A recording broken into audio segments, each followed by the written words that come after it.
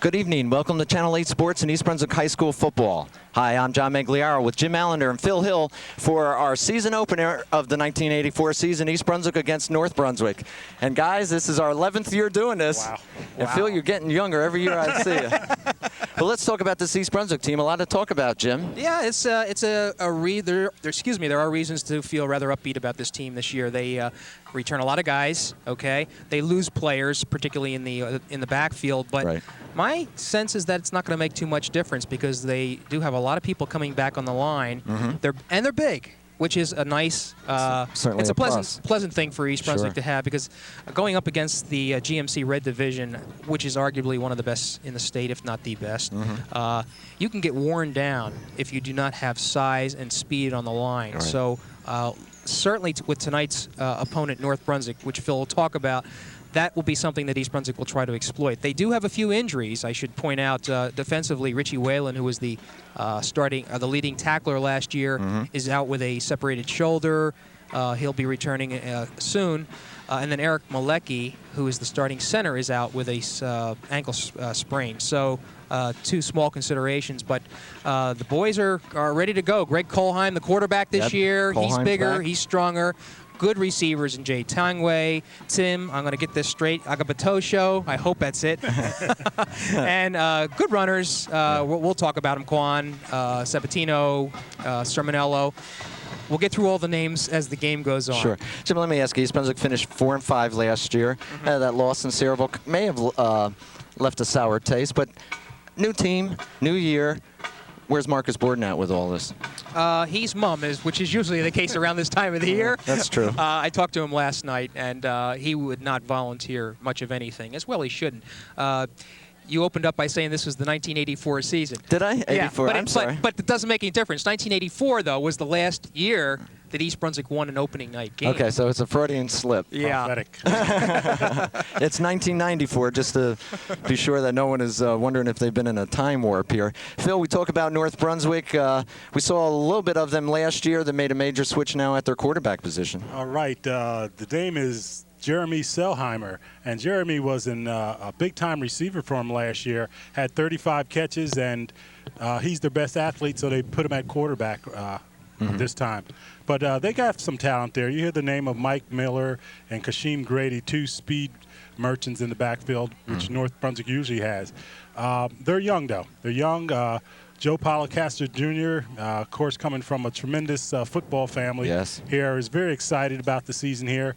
He's recruited a Columbia schoolmate of his to work the defense for him, a young man by the name of Malecki, and it should be very interesting. They know that if they're going to stay in this game, they can't make mistakes, and they got to play good defense. How do they match up with East Brunswick, Phil, size-wise? Size-wise, for a change, East Brunswick has, I think, size across the board more than they've ever had. North Brunswick, on the other hand, has several really big kids. One 300-pounder, then they got a Saipot kid who's about 6'7".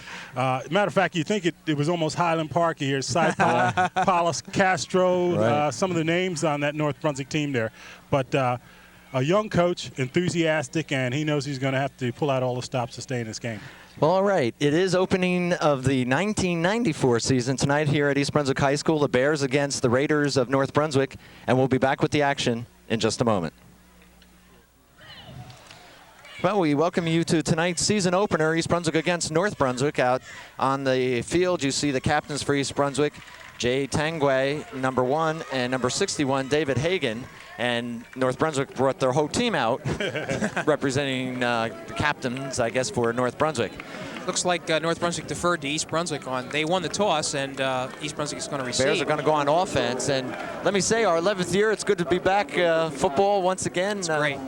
It's great. I'm looking forward to this season, probably more so in the last couple of years, because the team has so much optimism. By the way, those two kids, Dave Hagan and Jay Tangway, I had a chance to talk to them during the summer.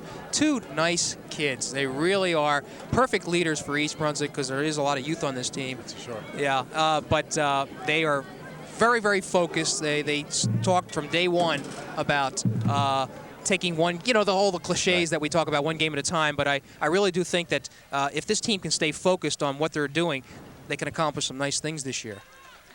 Well, they got some of the heat speed merchants back there for East Brunswick to run the ball back, some of their best athletes. Well, they have number 14, and that is Kolheim, the quarterback.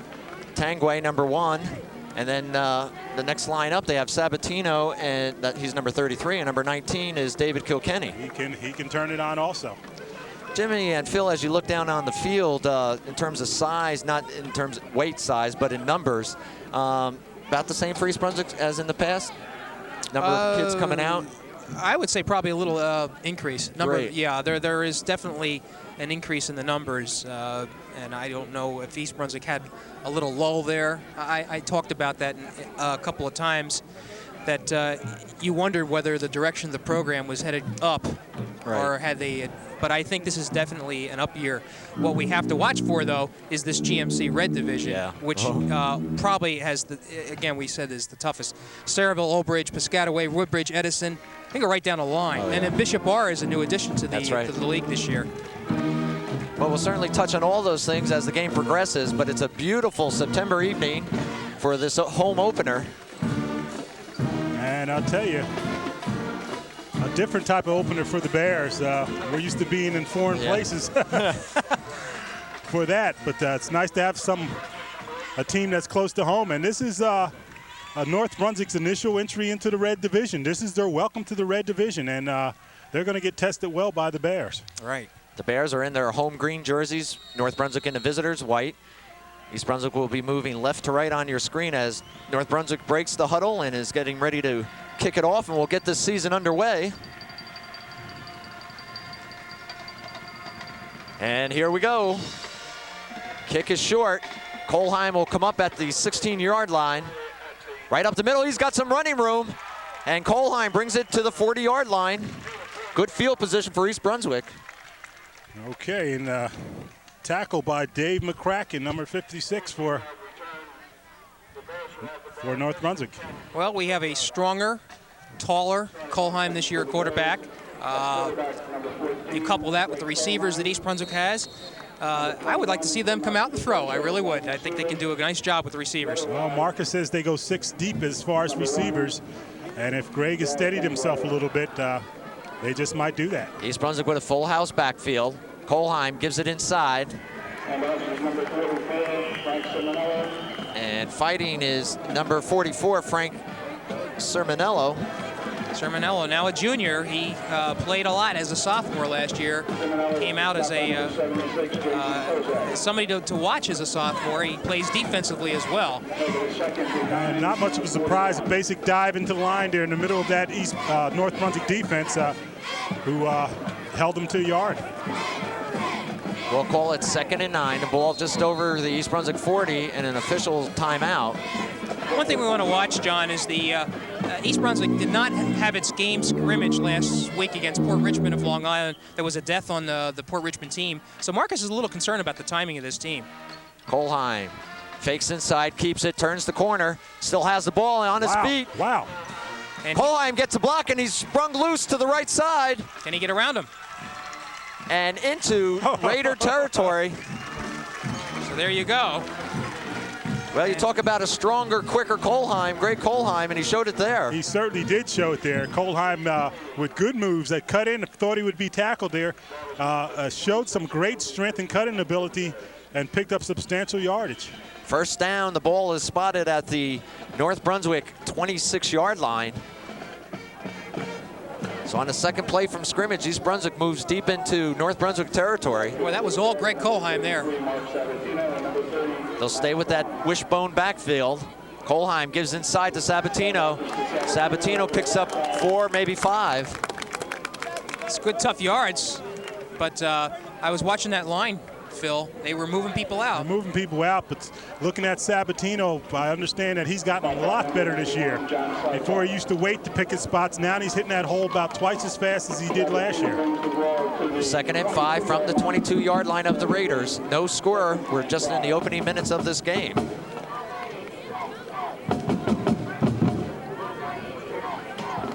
Kolheim looks over the defense and is going to put it up for the first time tonight. He's got Tangway in the corner. Touchdown, East Brunswick. I'll tell you. Here you go. Right on the money. I was very impressed with Greg Holheim there, John. He was very relaxed, and he just tossed it, and it was a real good timing pattern. I'll tell you, he set up in the pocket awful nice, and Jade with a gem of a catch. I got to give it to him there. The young fella has really developed into a fine receiver. An all Red Division receiver last year, and just so awfully good soft hands right there. Well, the Holheim-Tangway combination just served notice. Boy, I didn't even get a chance to look at that line. Bears on for the extra point. Kick is down, and it's good. So the Bears go on top. 7-0, the extra point by Chris Beatties. I think that's Justin Klein, no? Yes, Justin Klein. That was Beatties that was holding. Okay. But anyway. They must have changed their jerseys. Yes, they did. Okay. All right, Justin Klein, if that's correct, a 6'2", 150-pound junior. And again, going back to that play there, Holheim does, it's only the first real action play of the game. Holheim looked rather steady, put the ball up there nicely. Jay Tangway running under it very nicely, and as I said, very soft hands and sure hands took it in. Well, as long as we have a quick moment here, I will just recount the offensive line that did a rather nice job there. 61 Hagan, of course, the captain we talked about. 68 Joe Iannone was in there. 72 Jeremy Fisher, and number 77 Jim Oliver was playing. And also a sophomore filling in for Eric Malecki, Adam Greenhut. Tangway will kick off for the Bears. Back deep for North Brunswick is number 6, and that is Kashim Grady, and number 3, Tamir Hall.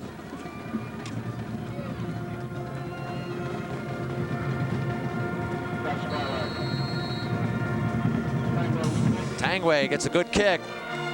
This is going to be Hall from the 15. Ducks his head and is met by a host of East Brunswick tacklers as he crosses the 25. Nice job. The emergence of the Jesse James gang again. Well, they're supposed to come back this year, the special teams, of course, but Hall seemed to put his head down prematurely. Well, Jeremy Seilheimer, who was a receiver last year, takes over the reins as quarterback for the Raiders. He's number 12. They run the pro set, basically an I formation, and it'd be interesting to see what they do. All right, with the increased numbers on the East Brunswick team, you're going to see a lot of players going one way, so this is a fresh defense. Well, they split into that I formation. Man in motion. As Seilheimer calls the signals, gives it to Grady. Wow. And we have a foot race going on. Grady across into East Brunswick territory. Fortunate a flag wasn't thrown there. That tackle was way out of bounds. Kashim Grady talked about him at the top of the game, that he is a speed merchant, and you can't let him get a step on you. Talked to Nick Spadafino and said that, questioned him about big plays. East Brunswick being beaten on big plays. He says it's usually just a missed assignment here and there. Not so much that it's a big play by the other team, but a missed assignment by us. And that certainly looked like that happened right there. There was over-aggressiveness on East Brunswick's defense. Grady again sidesteps one tackler and gets back to the line of scrimmage for no gain, but Grady took it from his own 26-yard line, brought it to the East Brunswick 40.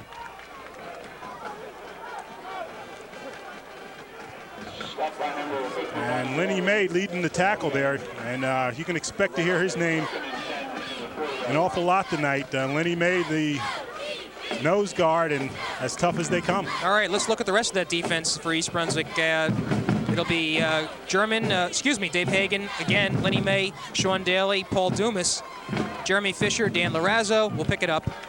Seilheimer calling signal, split backfield. Short drop, looks inside, he's got his man Miller, and he'll pick up 5 yards. And Dave Kilkenny with a picture book tackle. That's just the way they teach you. Put the shoulder in, wrap and drive, and that's exactly what he did, and drew a rise from the crowd. The pickup will be of 6 yards, and it'll give the Raiders a 3rd and about 4. To finish off the defense, Chris Beatties, Dan Larazzo. We mentioned Dave Kilkenny that made that tackle. Whalen, of course, is not playing tonight. And in for him, I believe, is number 2 for East Brunswick, and that's Ted Wright.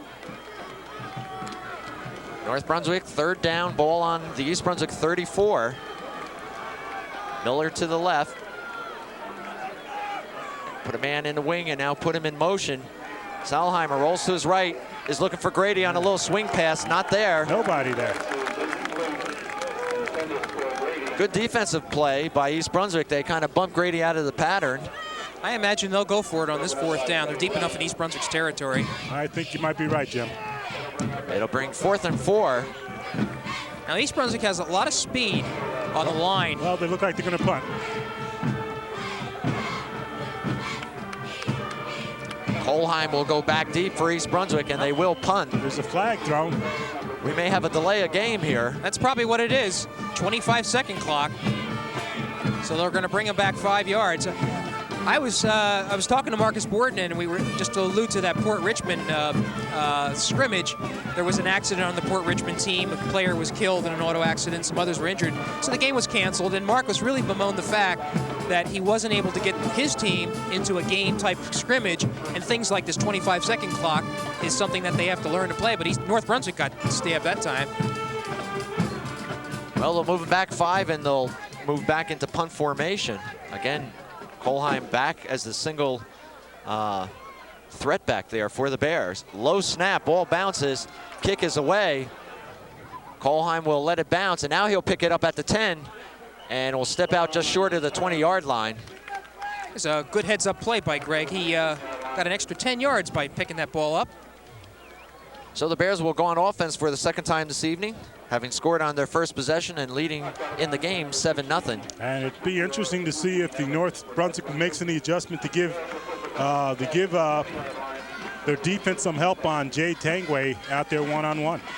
Well, then you got Ajika Batosho on the other side, who is himself a threat. Boy, has he gotten tall. We have 7:26 remaining, first quarter. And now they're both on the same side. Kolheim puts 2 receivers to the left, pivots, keeps the ball, and that may have been a broken play.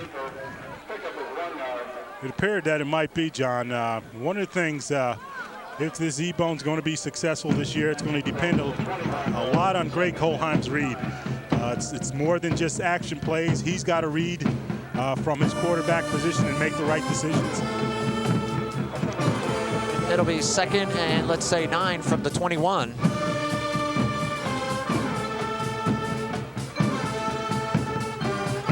Tangway goes wide left.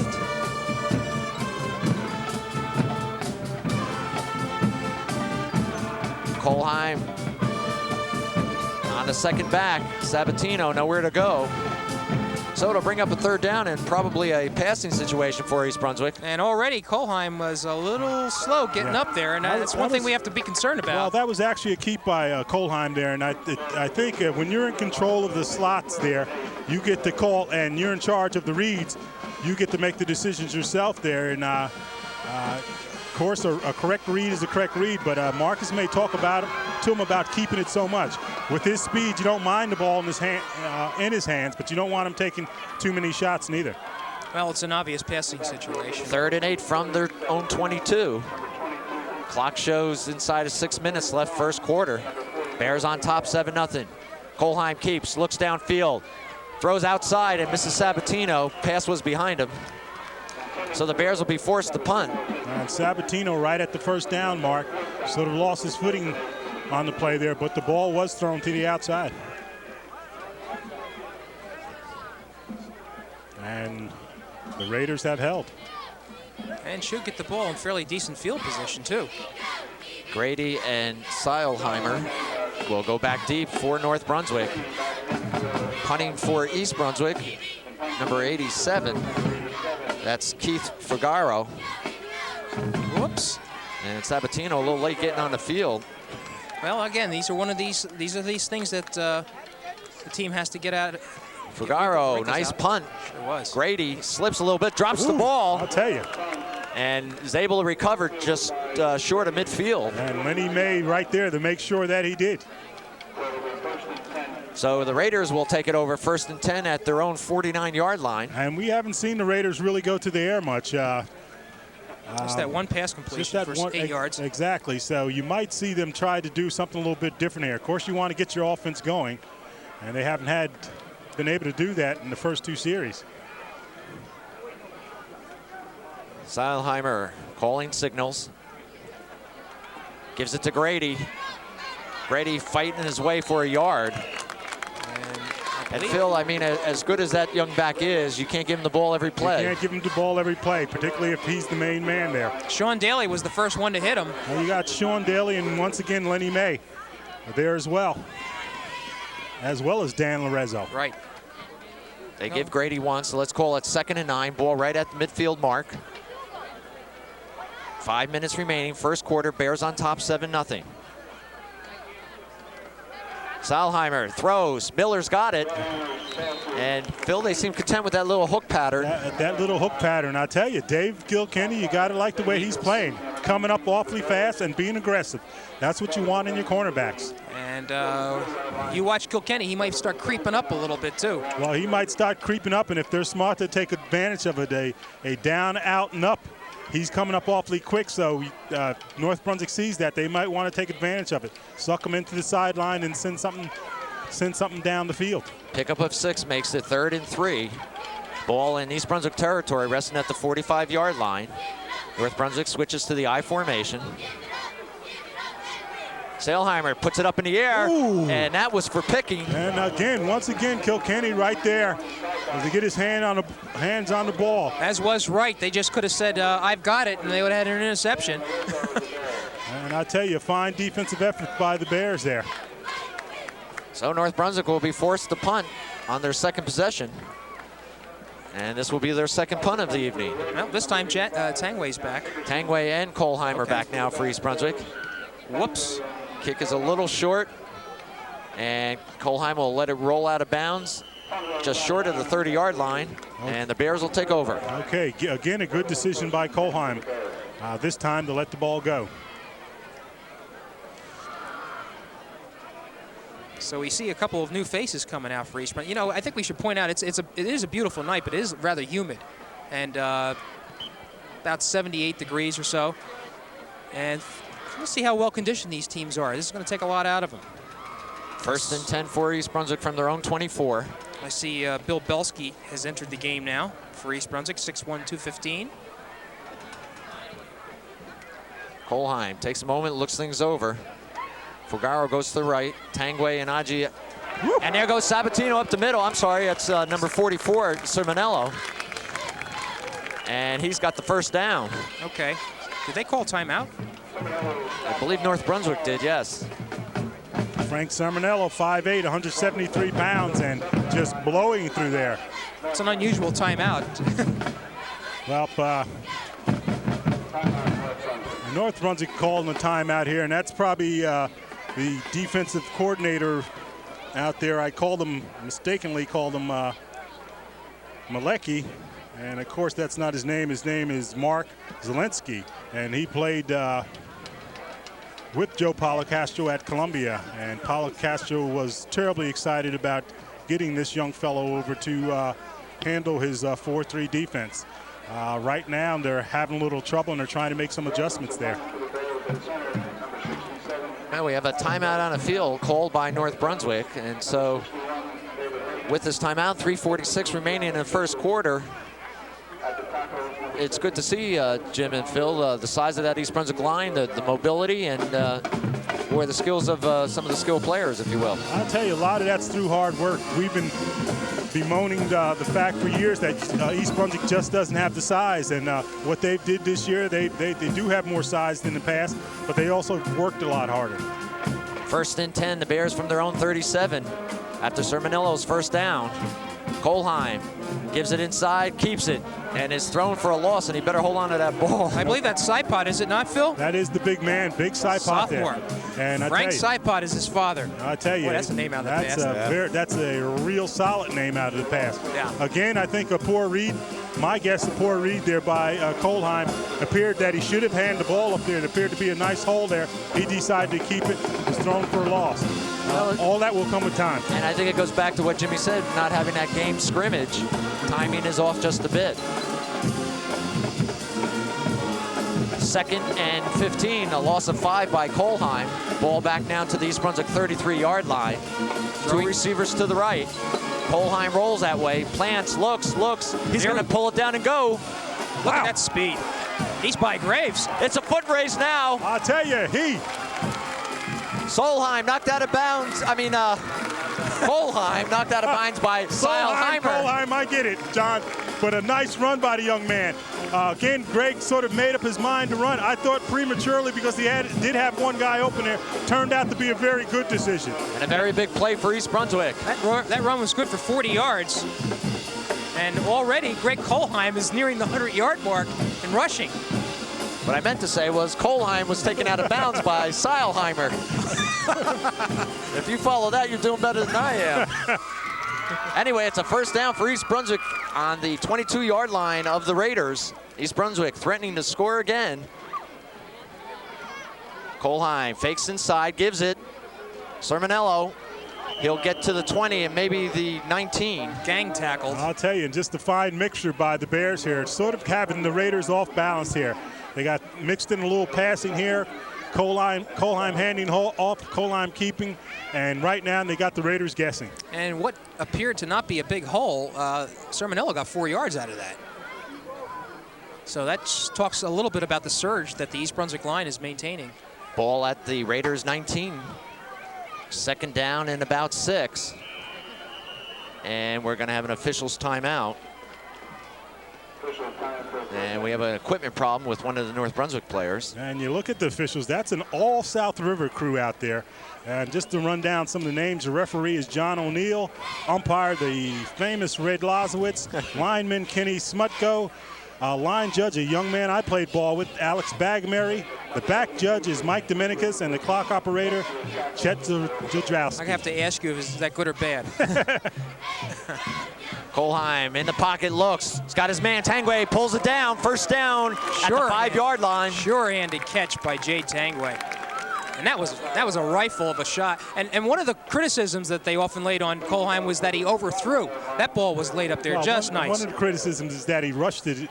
Things too much. He squared up, set up, and just delivered a nice line drive there.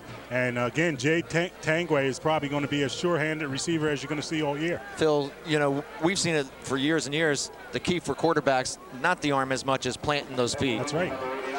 First and goal from the Bears. They're knocking at the 5-yard line. Kolheim to Sermonello. He's got room. He's in. Touchdown, East Brunswick. He found a hole there. And I'll tell you, give that touchdown to the guys up front, Hagan and the rest of those offensive linemen, because right now they're blowing North Brunswick off the line. And that drive that we just saw there was an execution of passing, running. North Brunswick was totally confused on that. Sermonello score makes it East Brunswick 13, North Brunswick nothing. And East Brunswick will go for the extra point. You're right, John. Number 26 is your kicker. And that's Chris Beatties, or Beatties. Snap is down, the kick is up and through. And it makes it 14-0. I'll tell you, we don't give him credit when he's right too often. Both of us called number 10 as the kicker. I don't know how we saw that, and John was giving us that look like. First game, I thought I'd cut you guys some slack. Nonetheless, boy, I'll tell you what, first quarter's not even over, and East Brunswick has 14 points. No, we have a minute 27 left, and you got to like what you're seeing. And quite honestly, it's been some time since we've seen this offensive firepower. It's been a long time. Long time. I think you have to go back to the Brian Forte days when they used to, when Brian used to hit the airwaves, but so far, Kolheim is 2 for 3. Both catches are to Jay Tangway. One for 26 yards, one for 16 yards. Well, John, I want to tell you one good thing that happened as a result of that missed scrimmage that East Brunswick wasn't able to have. Because they didn't scrimmage that day, they were able to take the team over to North Brunswick to see North Brunswick scrimmage. And they got to see what these guys were about. So I think that's certainly an advantage for them. All right, Tangway to kick it off. Miller and Grady back deep for the Raiders. And we're still in the first quarter. Bears on top, 14-0. All right, they're waiting to fix an equipment. Miller having a little problem with his chin strap.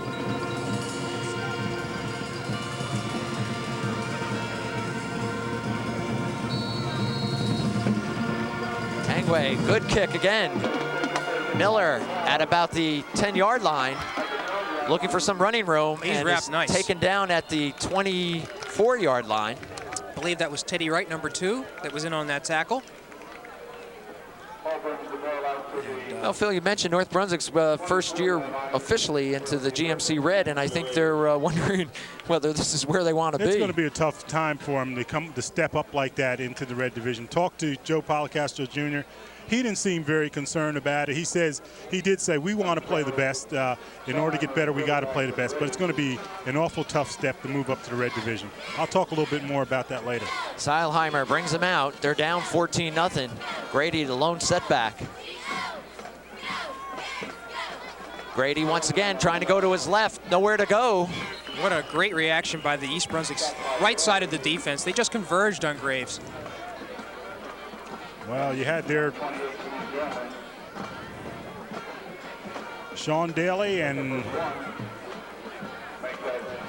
Steve German. Phil, you know, you mentioned Mike Miller at the top of the show, and he's been more in the slot back, wing back kind of position. He's yet to touch the ball. You got to wonder if he's hurt or something, because you're right. They really haven't given it to him. So now they have, I'm sorry, I thought that was Grady flank left. Pitch to Grady to the right side this time. Has a little bit more running room. Okay. But he gets up close to the 30. Well, what happened there, Grady comes up there, gets through the hold and whatnot, and puts his head down ready to make contact, rather than looking to shift and bounce to the outside. Still had some running room. So now you have a situation where that's the end of the quarter. So that's the end of one here at East Brunswick High School. The Bears on top, 14-0. And North Brunswick will be faced with a third and looks to be about 5 yards to go for a first down. But the thing is, the Bears now know this is a passing situation. They're familiar somewhat with the quarterback, the way he throws. And I wouldn't be surprised if, like we see Kilkenny maybe taking a chance or so. Maybe so. I'll tell you this, we talked about the Red Division moving up to it. Joe Policastro Jr. mentioned that some of the best players last year were from the smaller schools like Derek Carter from Donnell, and he's right. I went to see the Snapple Bowl, and some of the better players were kids from the smaller school. But when you get up to a division like the Red Division, it's about depth. It's about the numbers that you have to keep coming at you.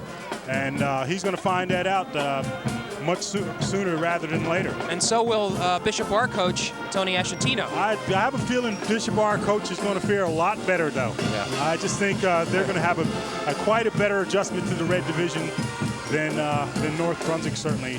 Well, there's no doubt about it, Phil, that the Red Division, if you look at the lineup of teams, first of all, Saraville is the preseason favorite and is ranked, according to the Associated Press, as the 6th best team in the state. So that's something to say. And they are loaded. They have a lot of players back. The 6th best team in the state may get beat tonight, from what I understand. That's right, because they're playing none other than Piscataway. Right. We talked about that before the game. And Piscataway, year in, year out, has excellent personnel, followed by which the combined Cedar Ridge and Madison Central teams. Old Bridge now, a lot of people were touting them as one of the best teams in the state. Defending Central Jersey Group 4 champion Woodbridge is in the mix. Edison has always been tough. Jerry Janczek takes over there, by the way, former East Brunswick assistant. Yeah. Here we go, Seilheimer to start this second quarter. Has Grady in the backfield. Seilheimer puts it up, has it tipped at the line, still caught. Well, and I think that was number 5, that is, and that's Frank Fusaro. And he's going to get the first down, but I'll tell you what, you saw there was an East Brunswick defender standing in the way, and he almost got it. Okay, just a fine play for the Raiders, a much-needed play there. They need to get something clicking here and take whatever the Bears are giving to them. They do pick up the first down, and the ball's resting at their own 35 as we start this second quarter. They trail 14-0. And really have shown little offense up to this point in time. They put 2 and timeout. Seilheimer wants a timeout. And that is second timeout for North Brunswick. And I'll tell you, you take a look out in the field there, and I think that is the young Joe Policastro Jr. And I tell you, gentlemen, you might think being Joe Policastro Jr. and coming from the great Policastro family, as cousin Richie, a fine quarterback for Rutgers University, you might think his family may have had most of his influence to come into the coaching ranks, but he says not so. Not so. He said he didn't think about it a guy by the name of Tim Garrett, who has a couple of sons that play play ball for Princeton and so forth. And another guy by the name of Rod Perry, who's the secondary coach for Seattle Seahawks. Both coached at Columbia, and they are the ones that influenced him to get into the coaching ranks.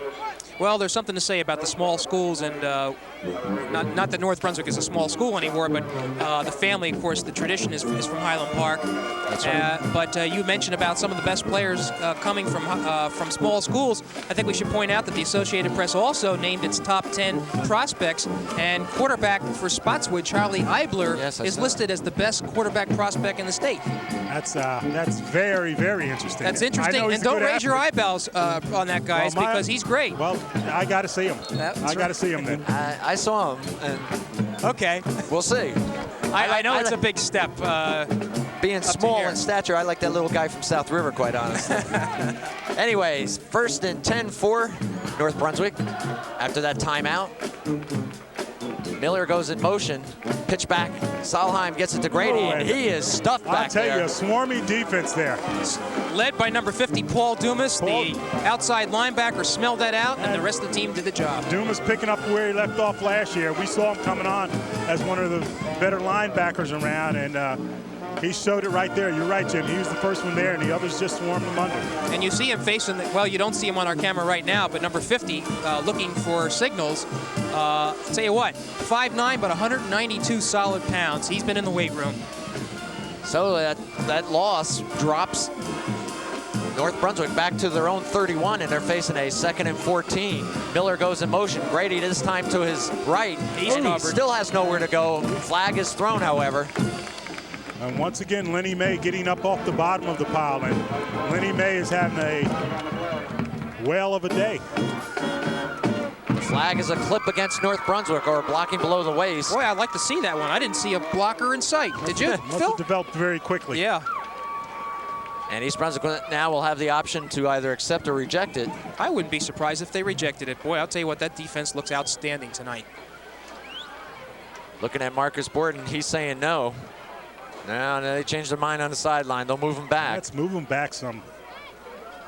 Well, you hold them and then you get a punt. Well, that's what you're thinking about. You talk, it's about giving them another down or not. Move them back.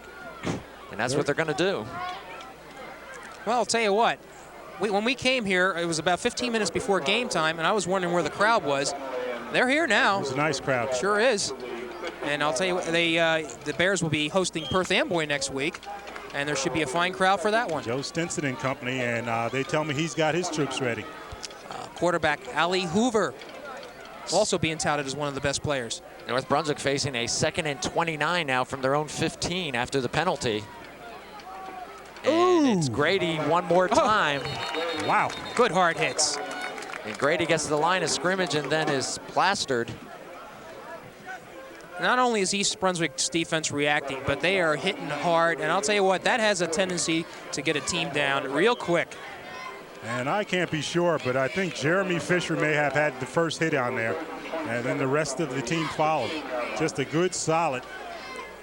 Well, now if you're Polakester Jr., Phil, what do you call? 3rd and 27 from your own 17. We haven't seen Mr. Convery yet.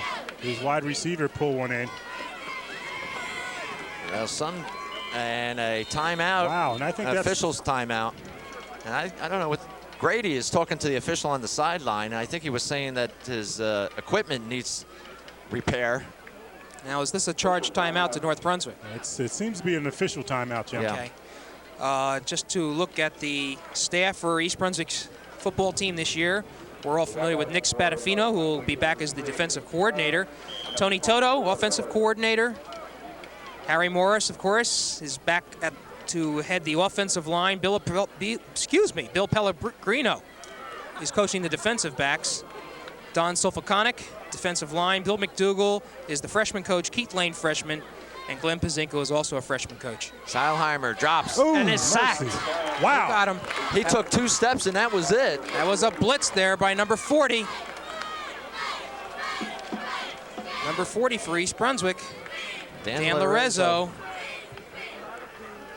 Was that Lorenzo? Yes, it was. Herbert Vack was there as well. Yeah, Lorenzo is listed as an outside linebacker. He's kind of like a monster. And North Brunswick quickly moving their punt team on the field. Bears are ready, though. Kohlheim and Tangway are back. Kick is low, fair catch by Kohlheim at the 40-yard line. And Bears with excellent field position as they go on offense for the first time in this second quarter, and they lead 14-0. I'll tell you, that's why you have your veterans back there. You have your shorthand people back there, but veterans back there as well to make the proper decisions in situations like that. Well, East Brunswick has struck from a distance. They have struck from inside their own on a 5-yard run. North Brunswick has to be prepared for anything, and that's what makes East Brunswick dangerous now. I think you're going to see Aji Patosho maybe fly on one here. That's he to the left, number 21, Tangway to the right. North Brunswick is really spread out. Kohlheim keeps, turns the corner. Oh! Wow, look at that misdirection. One man for North Brunswick. Kohlheim still on his feet, taken out just short of the 5-yard line. And that's without getting a much-needed block there by a young player. I won't call his number, but you'll see it on the films there. He didn't pick up a block, and Kohlheim still picked up that good yardage there. 32-yard run for Greg Kohlheim. First down, East Brunswick. Ball was spotted. They say Kohlheim went out on the 8-yard line. First and goal for the Bears. First and goal from the 8-yard line. That's 108 yards unofficially for Greg Kohlheim. Number 14, Greg Kohlheim at quarterback. All right, they're ready to go now. Number 44, Seminello. Sabatino. Inside is Sermonello, and he gets down to about the 2-yard line. That's that same play, Phil, where he scored on. Right up the belly there, and the young man, Frank Seminello, keeps those legs turning. Almost took it in, just a yard short. Got himself 7 yards on that play. So the ball will be at the North Brunswick 2-yard line, second down. And East Brunswick pretty much having their way on offense tonight, at least thus far. We have 8:15 remaining in the second quarter. East Brunswick looking for their third score of the evening. Sermonello one more time, just short of the goal. Just barely denied. Good job by the Raider defense there. The hole opened up, but closed up rather quickly, and just about an inch away from the goal line. Well, maybe ball spotted on the half-yard line. So we see Tangway inserted into the game. He's going to go wide left, but I have to think they're going to be running this. Well, they got Sabatino and Sermonello in the backfield. Sermonello in. And he's in. Standing up. And his second touchdown of the evening makes it East Brunswick 20, North Brunswick nothing.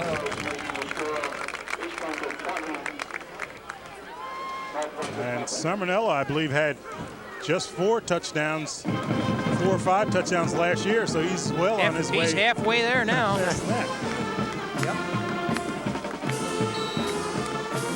Well, I'll tell you what, I'm wondering whether or not this is the resurgence of the East Brunswick team, or is North Brunswick down and out? Well, I think you've seen enough football there. It's still early. Beatty's on for the extra point. Good snap and a good kick. This young man's 3 for 3 tonight. Makes it 21-0 East Brunswick with 7:30 to go before halftime. And East Brunswick has fashioned a 21-0 lead by doing everything, including the running of quarterback Greg Kohlheim, who had a 32-yard run to highlight that short drive by East Brunswick. He now has 108 yards rushing, 2 for 3, both passes connected to Jay Tangway. Sermonello is chipped in with, I believe he has 7 carries for about 30 yards. Not a bad show so far, guys. Not a bad show at all, and I certainly don't want to say anything to diminish the performance that the Bears have put on here, Jim, but if you're asking the question, what does it mean? Are they that solid? Are they that powerful? Or is North Brunswick maybe not up to snuff right here? I think rather than answer it, I think what we got to do is just wait and see a few games. We'll find out very shortly. Right, and then the question that I'm already starting to develop in my mind is Perth Amboy going to bring us closer to that answer? So we'll have to wait and see. This is the first game of the year. Everybody comes out with a clean slate. We're going to keep our eyes on the Piscataway-Saraville game and see how that one fleshes out. All right, Tangway will kick it off for the 3rd time tonight. Grady and Hall back deep. Good kick once again. is going to be Grady at the 12-yard line. He's got a hole. He's got some running room. Closed up quick, though. Got to the 30, and that's where he'll be stopped. Kilkenny, again, was the first one to hit him. I'll tell you, he's being rather aggressive tonight. I'll tell you, the North Brunswick runners, though, ready to put their heads down, waiting for a hit rather than trying to get that extra step to get to the outside and fly. You know, they have Kilkenny listed as 5'4". I'm sorry, 5'7", 154 pounds. He looks a little bigger than that. I think he might be. I know he's awfully tough. North Brunswick, who has yet to generate any type of offensive drive, will take over on their own 30-yard line, trailing 21-0, and really in need of getting something to go. Grady is out of the game now. Grady comes to the sideline, so Miller will be the feature back, if you will.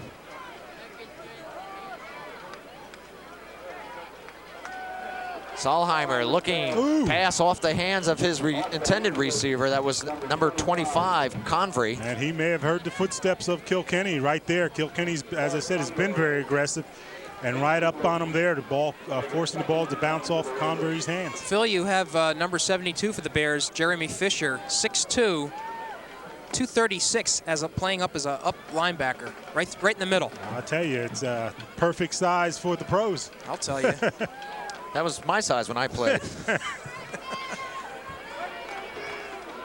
Clock stops with the timeout. 6:46 showing before halftime. It'll be 2nd and 10 for the Raiders. Ball sitting at their own 30-yard line. They put Sipot way out left. And Silheimer lined up against the tackle. So you can see what kind of evening this young man's having. And he's dragged down from behind. What a play. Just ripped Lorenzo. He took a blocker with him that was twice his size and just tore down the quarterback. And Dan Lorenzo, I tell you, and again, I think you look at when you see somebody jerk somebody down like that, you got to think about the conditioning they did in the preseason there to prepare for this. This is a much stronger team physically. I mean, from weight room working, and I think it shows. Loss of 9. It brings up 3rd and 19. North Brunswick moving backward on this drive. Seilheimer puts Hall out to the right and Grady out left. Quarterback draw, and he's got nowhere to go. He's caught. So it looks like the Bears again are going to get good field position.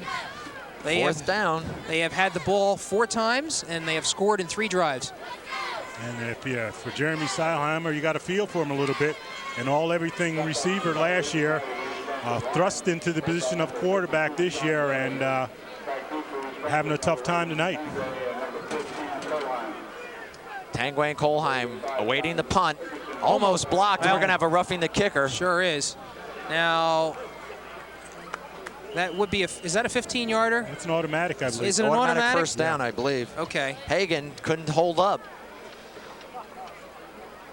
And the thing about it, he was there to block the ball. Somehow just didn't get any. If he would have got parts of the ball, then it wouldn't have been a penalty. He did not get any parts of the ball and just sort of ran into the kicker.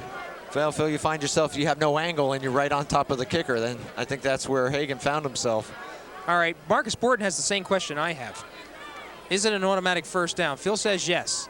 I saw a college game this past week in which they marked it off, but he does say first down. But they didn't. It wasn't an automatic first down in the colleges. Well, I can tell you this: between college pros and high schools, there's a lot of different rules. And with as crazy as Pro Bowl is going, trying to make the game more exciting, I can't keep up with anything. Well, I'll bring you up to date then, Phil. It's 1st and 10 from the 34-yard line. North Brunswick catching a break there on the roughing the kicker penalty, and they'll get the ball back. Boy, they sure needed one too. Seilheimer just having a hell of a time back there. Boy, one back for them. And again, looking to do something, and he's going to create it himself. I'll tell you, showed a little speed there, showed a little action, running for his life, really. Not much blocking there, saw a gap there, took it and turned it upfield and picked up a good 6 yards. Tripped up by Jermaine, who is a 5'11", 171-pound junior. Good mixture of seniors and juniors for this East Brunswick team. And a couple of sophomores are playing as well. Phil, I could be wrong, but we have a timeout, North Brunswick, but I'm kind of sensing a little disheartening setting in on the North Brunswick side. Well, you know, when you're trying stuff disenchantment. and nothing's working, and you know you're being beaten up front, you know, if you go back to tip the pass, you're being smothered, and if you try sweeps, they're coming up on you. There comes a point in time, and I realize we're still just in the first half. When you're out in the field, you know when somebody's taking it to you. Right now, the Bears are taking it to them. Well, we have 4:58 remaining before halftime. Opening night here of the 1994 season, East Brunswick and North Brunswick. Jimmy, maybe we'll take a look at the schedule for East Brunswick. I would like to take a look at the schedule, but before I do that real quickly, I'd like to go back and correct myself about the last time East Brunswick won its opening season game. It was actually 1985, and you guys might remember that as the infamous, 1984 was the Brick Township game, and Brick was coming into that game as the #1 team. 1985 was the game at Brick Township. That's the one we remember. Yeah, but as far as the schedule is concerned, okay, Amboy will come to town, so East Brunswick opens up with 2 home games. Then they will be at Bishop Bar, October 7th. That will be a 7:30 p.m. game, followed by another away game at J.P. Stevens. So I guess the schedule will be sort of kind to the Bears for the first 4 games. Well, different because well, I'll talk about it. Salheimer, 2nd and 4 from his own 41. Ooh. And he's dropped. I think we're going to have an offside. Saipod, I think, was a little bit early on the count. Once again, Lorenzo blowing in there. Right. East Brunswick finding the holes. And if that is an offside against North Brunswick, it surely will be refused. Phil, I got to ask you a question. Sure. Being a strategist that you are, you have Saipod. He's a big boy. Lorenzo is, no one's stopping this kid. Do you put Saipod there to at least slow him up before he goes out for a pass, or? Well, Saipod is part of your offense there. I mean, you can't use defense to stop defense there. I mean, the whole idea is somebody's still got to catch the ball. They've practiced getting the ball to him, and it's his job to get out. They got to just make it happen quicker. 3rd down, 15 for North Brunswick. Ball on their own 36. Clock has 2nd down, but it is 3rd. Silheimer looking over the middle and had Saipod in a flag, and he was held. And there goes the flag now. Now it's coming. A little late, wouldn't you say, guys? Well, I actually threw it early, Jim. Yeah. Okay. I think we'll have defensive holding against East Brunswick. So North Brunswick's sort of making its way down the field, courtesy of East Brunswick's mistakes. And you see Nick Spadafino, defensive coordinator, trying to settle the defense down there. Basically, he's letting them know, listen, we don't need those silly mistakes because we're doing the job. Let's not help them, fellas. It'll be an automatic 1st down as the ball moves now to the North Brunswick 45-yard line. So North Brunswick gaining more yardage on penalties than on offensive plays. And certainly if you're North Brunswick, you want something on the scoreboard before halftime. Oh, 4:25 showing. Well, the offense certainly is getting a little bit of a rest here. Salheimer has Grady in the backfield with him. Gives it to Grady. Grady off the left side.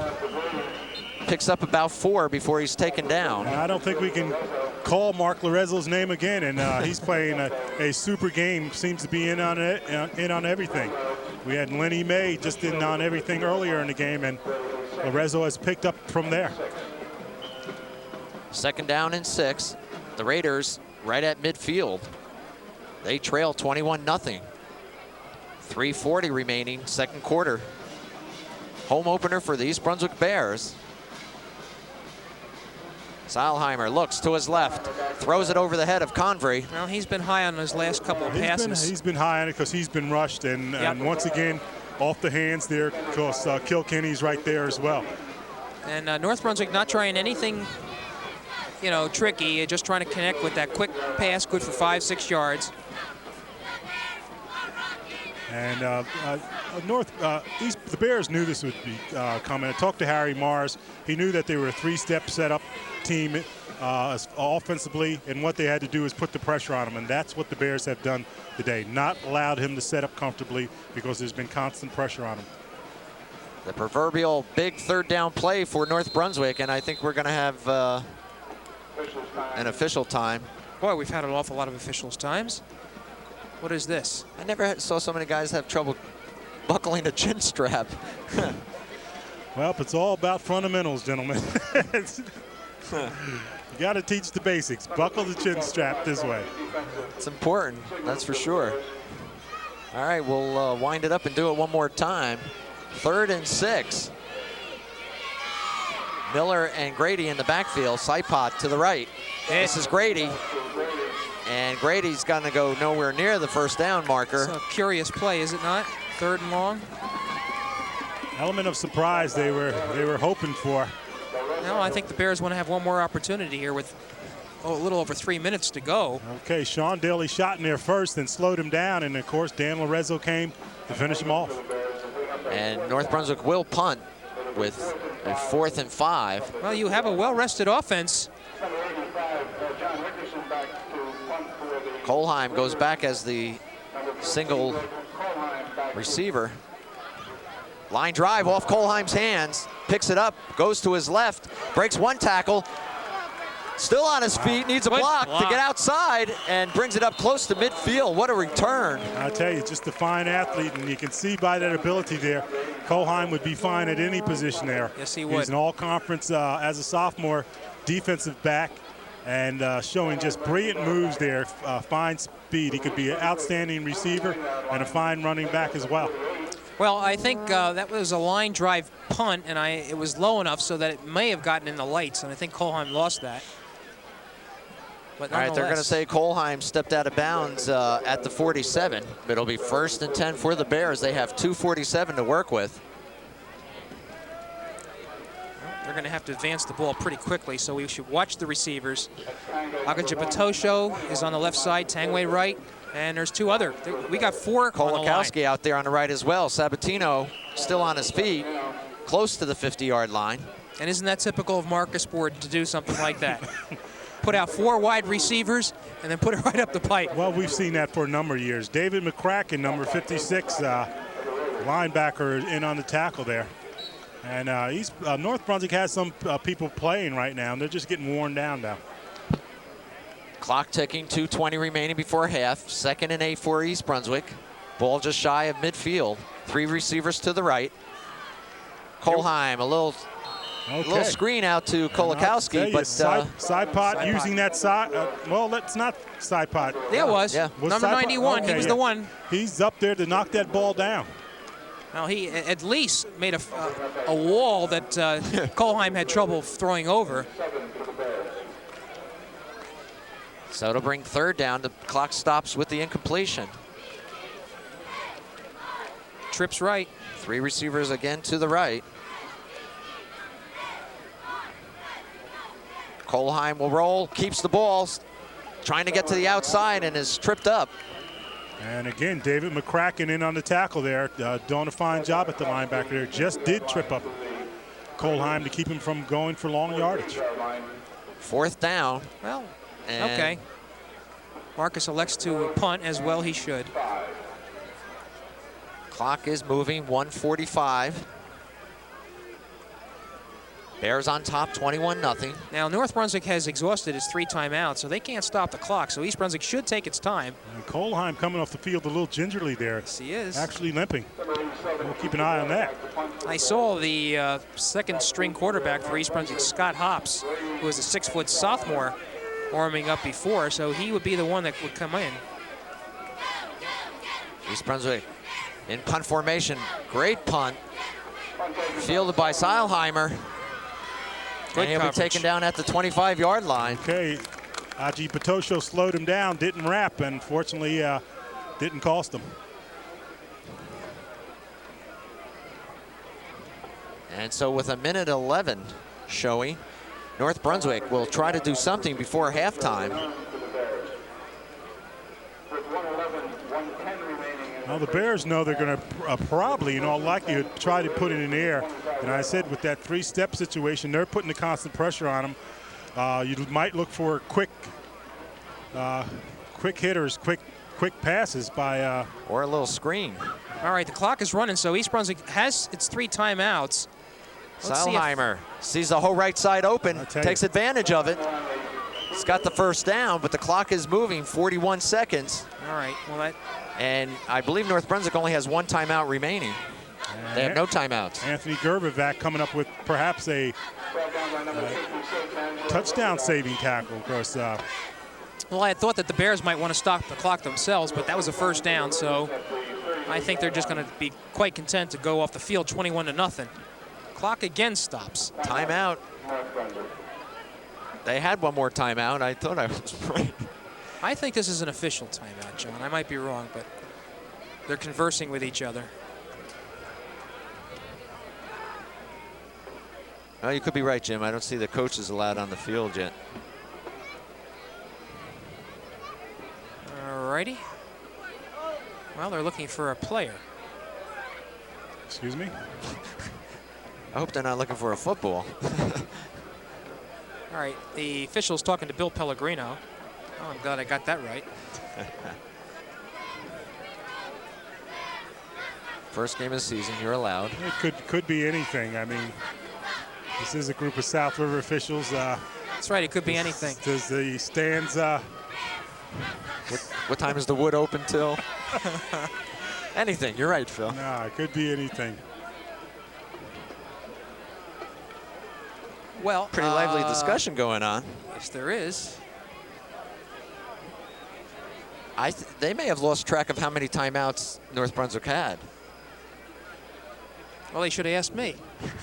But anyway, I I think what they were doing there, Pellegrino has the earphones, and they may have been talking with the official who has the game clock, who's in the press booth.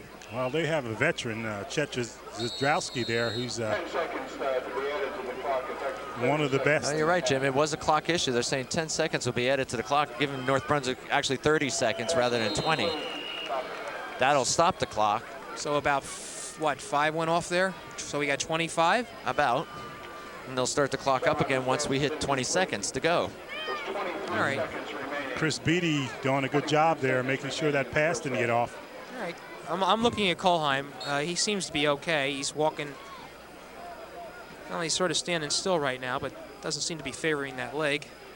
2nd and 10 for the Raiders. Ball on their own 38. They have 3 receivers to the left. Seilheimer running for his life. Gets back to the line of scrimmage. Clock showing 15 seconds. And counting. I think they're going to let it go and go into the locker room. You betcha, that's it. Well, guys, have we seen East Brunswick play a better quarter in quite a while? Well, it's been a while, but they certainly do look good as the half comes about with the Bears on top, 21-0. Teams will take a rest, and so will we. And with a rather comfortable lead, the Bears will go into the locker room. North Brunswick obviously having to rethink their strategy. And when they come back on the field, we'll be back with them.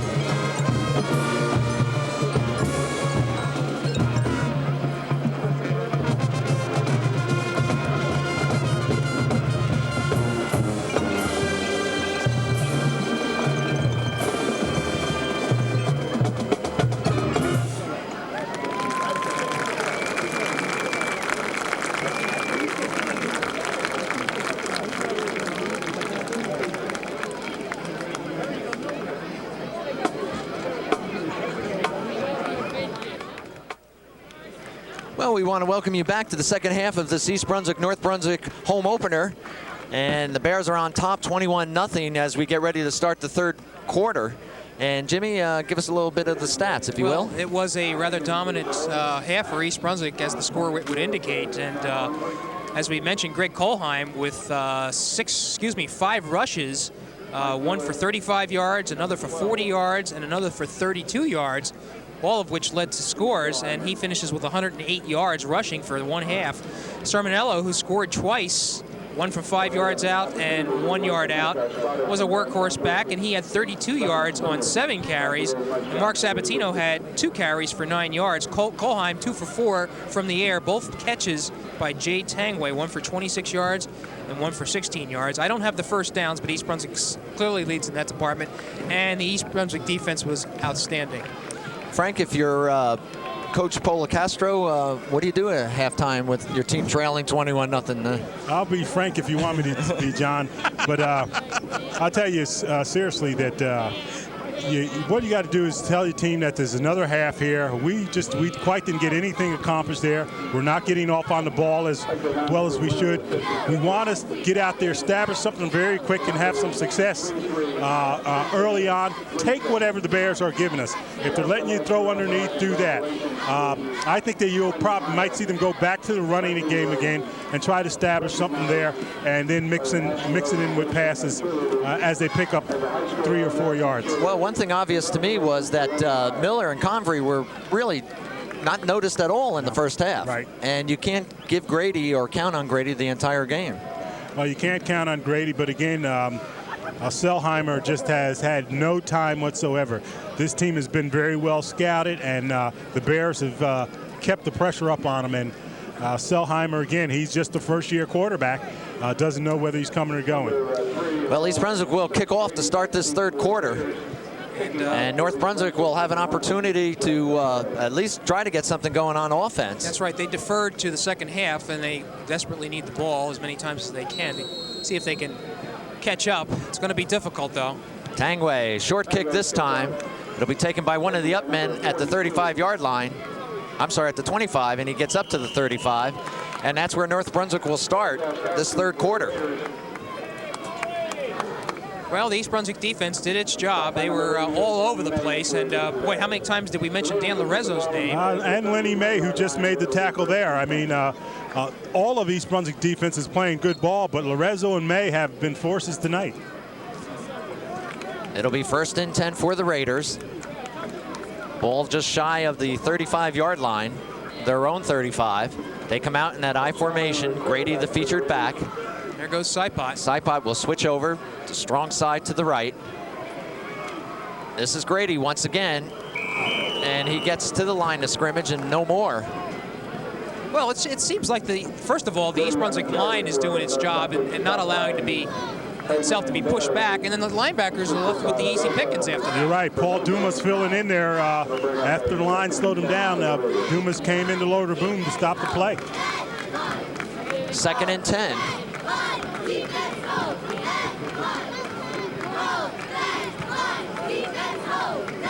They'll leave Grady as the sole setback. And that is he with the ball. Still on his feet. Wow. And struggles to get back to the line of scrimmage. And I'll tell you what, he didn't get any yards out of that, but that was a fine effort. He was hit 3 times before he went down. But the point is he didn't get any yards, Jim. And we talked about the fact that they're going to come out and try to reestablish the running game. And they just haven't quite been able to do that. Now they're in a 3rd and long situation, and you know the Bears are going to be coming at them. If they have a screen, you're right, Jim, it may not be a bad spot to try it. We're going to call it 3rd and 10 from the 35. Miller to the left, Hall out to the right with Saipot.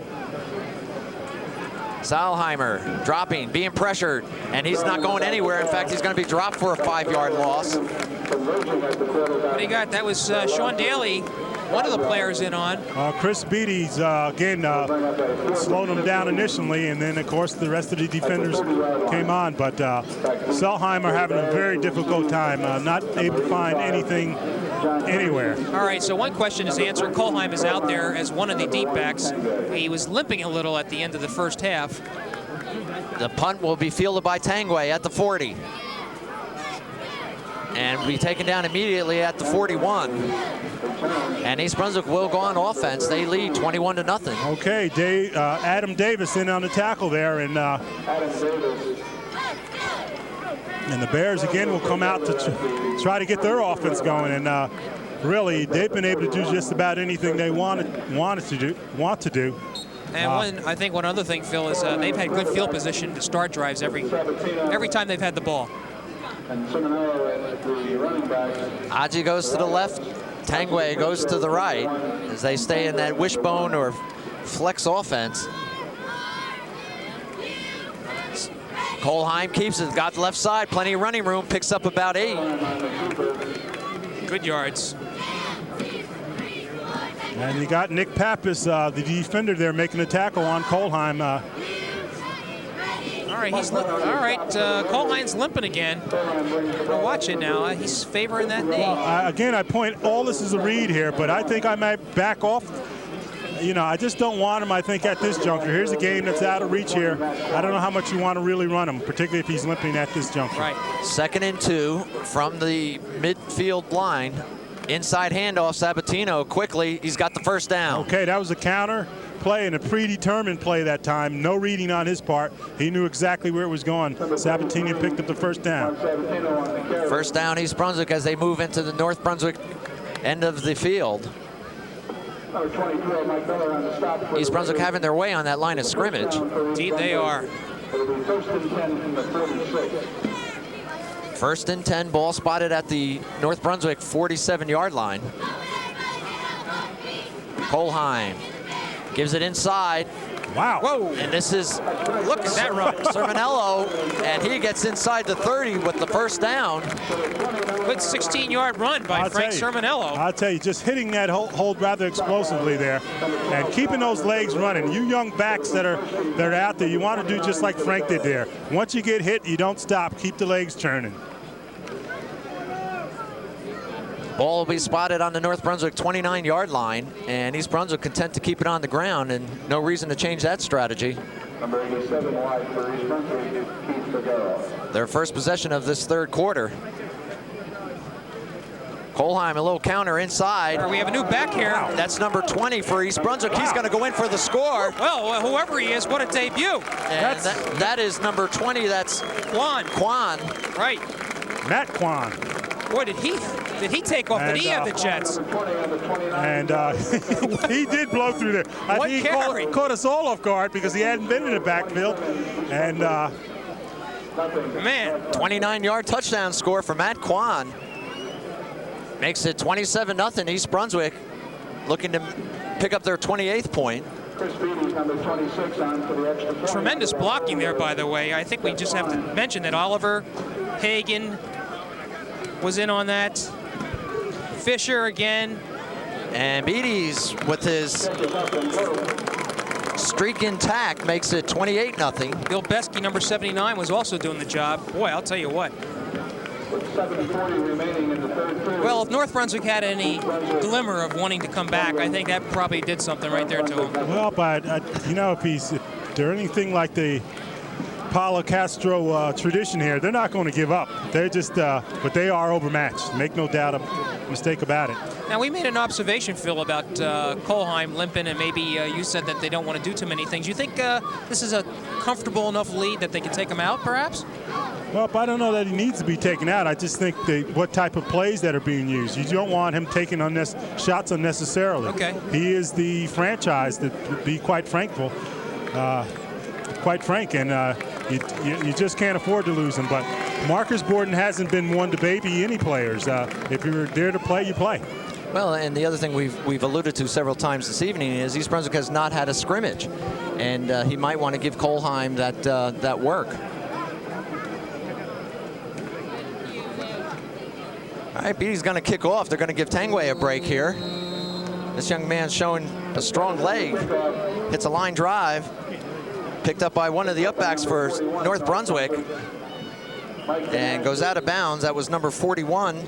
That was Mike Denister.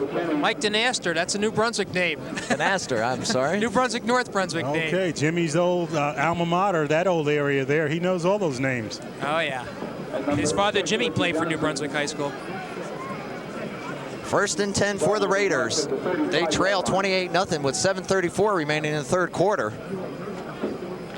And not very much left for North Brunswick to do but to try to get the running game or a quick hitter to the tight end or a slant into the receivers. Not much else you can do. Selheimer puts Miller to the left. Grady is in the I formation. A quick pitch to him. Ooh. And this young man is dropped at the 30-yard line for a loss. I'll tell you, Teddy Wright coming up to lay a lick on there. And Teddy Wright, a nice young fella, coming up from his safety position there. Loss of about 5 yards, Phil. It's 2nd and 15. And of course, Teddy Wright filling in for the leading tackler for these Bears last year, Whalen, who's out with the shoulder injury, Rich Whalen. North Brunswick from their own 31. Salheimer gives it to Grady. He slips and is tackled as he goes down. And I tell you, John, I don't hate to belabor a point. The plight for North Brunswick is this here. You have to do something to counterbalance how aggressive East Brunswick is being. And if you haven't practiced for that, you just can't make it up right here and there. They're being very aggressive. You have to do something to get them off balance. That comes in the way of a screen or a misdirection or something like that. And the Raiders don't seem to be prepared to do that. Well, they're facing a 3rd and 15 now from their own 30. And really have not generated any offense to speak of this evening. And East Brunswick's loaded for bear. Excuse the pun. Salheimer puts it up deep. Ooh. And the only one close was Kilkenny. Well, that was a timing pattern that wasn't even close. East Brunswick was well prepared. Well, I go back to the point. I mean, that pass was intended for Grady. Everything is for Grady, and Miller and Convery are just not being used. You got to do. I'm surprised. I was told Convery would be one of the primary receivers here, unless the defense is as such they're just taking it away from him. North Brunswick in punt formation again. Shank, if you will, off the side of the foot of the punter. East Brunswick's going to be near midfield. And down by Harry Morris, putting the old pose there. He certainly handled that ball better than I remember him in his East Brunswick days. That's right. Well, he's handling that offensive line really well, I'll tell you what. He's done a good job with the offensive line. He really has. looking good, and a very despondent North Brunswick team at this juncture. Sort of trots onto the field. The Bears will have it right at midfield. 6 minutes showing on the clock, third quarter. They are in the lead, 28-0. And Colheim is in the game. But I'm like you, Phil. I'd be surprised if he tries anything where he keeps the ball himself. Sermonello right up the middle. And he's had daylight all night there as he gets the first down. Another sign of North Brunswick's fatigue is the way they're tackling. Right, just dragging people around. And we've been mentioning Dave McCracken's name for North Brunswick, number 56. And he's usually been leaning forward, given that first hit. This time he's dragged. So you're right, Jimmy. Just the other side of the halftime, and they seem to be worn out at this juncture. Change their moves to make it 1st and 10. The Bears from the North Brunswick 40. Colheim gives it to Sabatino. Sabatino pushes the pile. He's still on his feet. Oh, good Lord. Marcus Gordon's going to like that videotape. I'll tell you, and that's foot action right there. Looked like a rugby scrum. But we're right on things, too. Colheim isn't doing anything where he's potentially putting himself in a position to take shots. He's pretty much handing off to his backs and letting them do the job because they can do the job right now. 2nd and 3 as Sabatino picks up 7. Ball at the North Brunswick 33. 5 minutes remaining, third quarter. Colheim inside Sabatino, first down as he moves to the 27-yard line. Well, Jimmy, you kept on mentioning the fact that Marcus Gordon was bemoaning the fact that he didn't have that last scrimmage to work on timing and things that he wants to. That's just exactly what he's doing here now. Yep. Working on certain plays, giving his backs some extra work. Except this one counts. Okay. 1st and 10 for the Bears. Content to grind the yardage out. Wow. There goes Sermonello again. Ooh. Still on his feet, inside the 10-yard line. And Phil, this kid's hitting the holes quick, boy. The thing about it, he's hitting the holes quick. And again, you got to point out to the young people out there that are backs and whatnot, it's not so much the size, but the heart that you have. If you have the heart, you built low to the ground, and you want to continue to move those legs, you can be a ball player. And you're seeing several good ball players here today. Another first down for East Brunswick. In fact, it'll make it 1st and goal from the 8-yard line. Well, I wanted to get my first look at the Old Bridge Knights football uniforms, and I'm looking at them. Right down below us is a part of the team anyway. They're dressed in a dark purple, I guess it is. There goes Quan, his 2nd touchdown of the night. Wow. And that's Quan, 2 touchdowns on 2 carries. Wow. Makes it 34 now for the Bears. Well, I'm having trouble keeping up on this one now. Well, it's a blowout. And Jim, you mentioned Old Bridge, seeing the Old Bridge players down there. I'll tell you, they're really in a no-win situation. They're expected to win everything and beat up on everybody. And if they don't, it's going to be a letdown. Well, they certainly got the charges, and they certainly got the coach. Bob DeMarco. That's for sure. Beatties for the extra point to make it 35-0.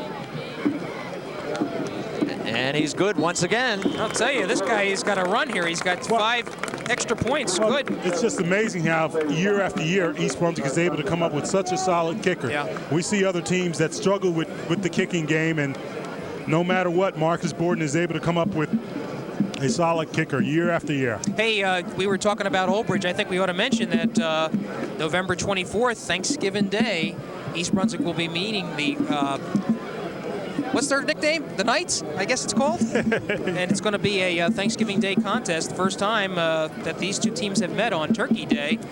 But boy, isn't it? I'll tell you what. Just this game tonight and the way East Brunswick is playing, and of course we know the quality of the opponents that they're going to be facing this year. It really puts an added luster to what we can be looking at for this year. I'll give Marcus Gordon and the East Brunswick staff a lot of credit for taking on Old Bridge for the Thanksgiving Day game. Again, it's going to be some while. I mean, clearly Old Bridge has an advantage with the numbers and bringing coaching staffs together. I'll tell you what, I think Marcus Borden was very smart because that game occurs after state qualification. Beatties with the kickoff. Fine kick this time. It's over Grady's head, isn't it? Grady will let it bounce, and it'll go into the end zone and come out to the 20. And North Brunswick just can't catch a break this evening. Yeah, you've got the momentum clearly in East Brunswick's favor. They're just overwhelming this team. We still have 3:57 left to go in the third quarter. The Bears are on top 35-0. Well, Summeranello has picked up a lot of yardage in the second half. And as we mentioned, Matt Kwan, 2 carries, 1 for 29 yards, 1 for 8 yards, both resulting in touchdown runs. Kolheim hasn't put the ball up in the air this half. Sailheimer brings him out, and they put Miller in the backfield for only the second time this evening. And they put Grady out wide left. Got to throw. Sailheimer trying to pass, has Hall on the right side. He'll pick up close to 5. And Aji Batosho in on the tackle there. Now, was that a marker? I assume it was. It didn't look like it was a flag. It marked his forward progress. Okay. That's exactly what it is. So 2nd and 5 as North Brunswick operates from their own 25-yard line.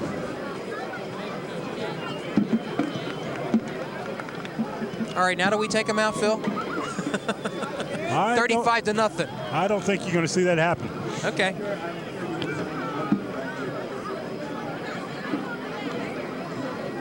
Same formation for North Brunswick.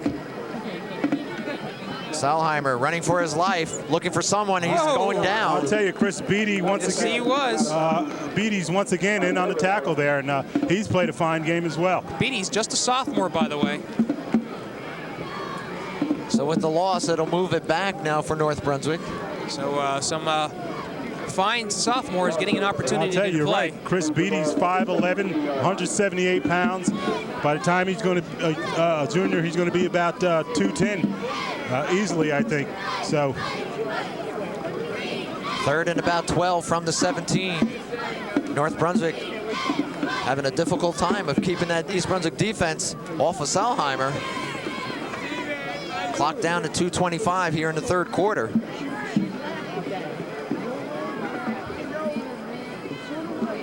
Sailheimer gives it off to Miller. Miller's first carry as he gets up close to the 20. And it'll be a punting situation once again for the Raiders. I'll take a look at the field position that East Brunswick is going to get. And we see Kolheim going out there for the punt return. Okay. Tangway and Kolheim back deep to receive this punt. Very high, short kick. And East Brunswick gets a good bounce and will have the ball in North Brunswick territory. Sort of interesting, an East Brunswick player was actually not off the field. Jeremy Fisher was sort of jogging off, and they could have been flagged, but the officials ignored it. They want to keep that clock going. Yep. First and 10 with 1:41 remaining in the third quarter. So pretty much a starting lineup, although we do see Kwan back there. And you can expect to see basically dives. They know they can do it. They know they can control the ball. Right. I'd be surprised if you see much of anything else, Yes. but who knows? 1st and 10 for the Bears. From the North Brunswick 43, Kolheim keeps, turns the right corner. He's got plenty of room, needs a block on the outside. Sidesteps 2 men and goes out of bounds. And I'll tell you, shows you just how smart we are, gentlemen. Kolheim's in there and he's running now. Well, quite frankly, I don't like it. I really don't. The point is, the game is 4 quarters. This is the first game of the year. I think they're off next week, are they not? No, they're not. They played Perth Amboy. They play Perth. Oh, I'm sorry. You're right. They are. It's the Next week. 30th. Yeah. Marcus wants to get his troops some work. He wants to get them some work in game situations there. If they get some bumps and bruises, they got some time for them to heal there. We had a penalty on the play. All right. Well, I'll tell you what. Having that week off does make things quite a bit different here, because you have that extra preparation time, extra time to heal. Well, it's a legal procedure. Procedure against East Brunswick. So in effect, that'll bring the ball back and move them back 5 yards from the original line of scrimmage.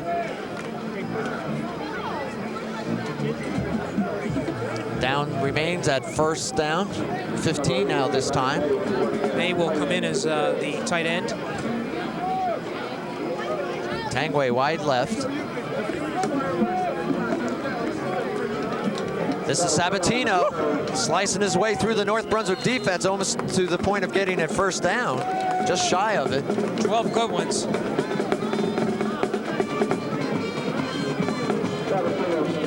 Well, I don't have my calculator with me, so I'm not going to be able to add up all these rushes, but East Brunswick has not had to go to the air at all tonight. And yet we know they have good weapons in the air.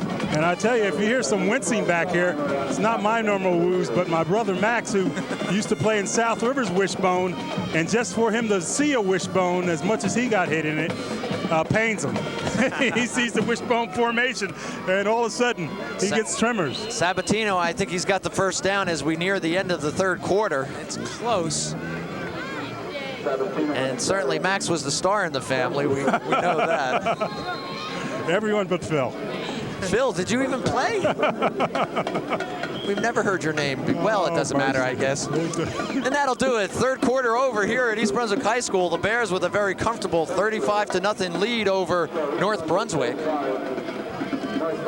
Oh boy. And okay, and to amplify a little bit on what we're talking about continuing to let the players in there. They do have that week off, Jimmy. This is the first game. They didn't have that scrimmage that they wanted to. He wants to get his troops feeling some action in game conditions here. Granted, they are in total control of this game, and you got to guard against injuries, but you can't play scared neither. Yeah. I think probably somewhere midway down in this quarter here, you'll probably see some changes take place. Well, it makes good sense to get these kids as much playing time. These are good conditions. It's hot and it's humid tonight. I mean, this is better than being in 2-3 practices. So. As we said, the Bears have North Brunswick tonight. They're off next week, and then Perth Amboy comes in. And by the way, that same evening, Saraville will be playing Old Bridge. So that, already an early season big game. And we'll get ready to start the fourth and final quarter from East Brunswick High School as the teams switch sides of the field, and East Brunswick will be looking at a 1st and 10 from the North Brunswick 33. Well, we do have a new quarterback now for the Bears, and that's Kilkenny. Kilkenny, yes. David Kilkenny, number 19. And we saw him some at quarterback last year, and this is a young man that can fly also. Can he? Now, again, he's only listed as 5'7", 154 pounds, but he's got it. Steps up and rolls forward to the 30-yard line. I'll tell you. So he gets a couple. Phil, in this offense, the reads for the quarterback are what primarily? Middle linebacker and end? Well, no, they've always been the tackle initially on that first dive there. If that tackle moves a certain way, then you can give it to that guy diving into the line. After that, you come up and you read. Your next read is the linebacker there. He goes. If he comes up, you take it to him. If not, you pitch. Kilkenny to Sermonello's having a career day tonight. Whoa! Wow. And knocks one guy down. Look at this run. I'll tell you, Robert Newhouse all over again. I tell you, the human bowling ball, and he's just blowing in there. Oh Lord! Let's see. Now that one was worth. Certainly a first down. The ball's inside the 10-yard line, or right on the 10. 26 yards for Frank Sermonello on that run. And he was not going to be denied.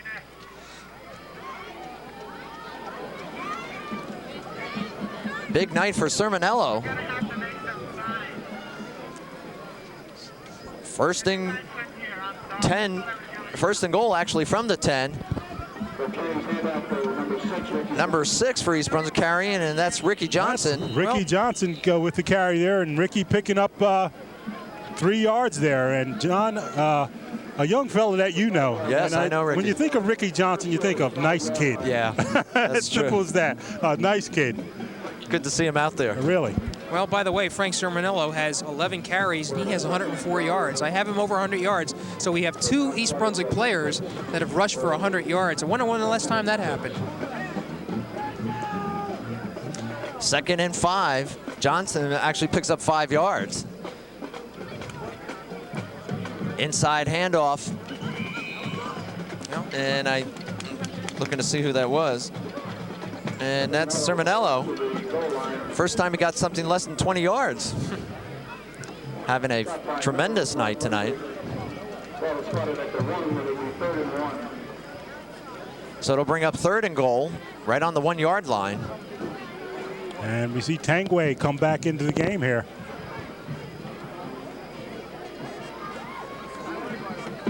Clock down to 9:39 left in the game.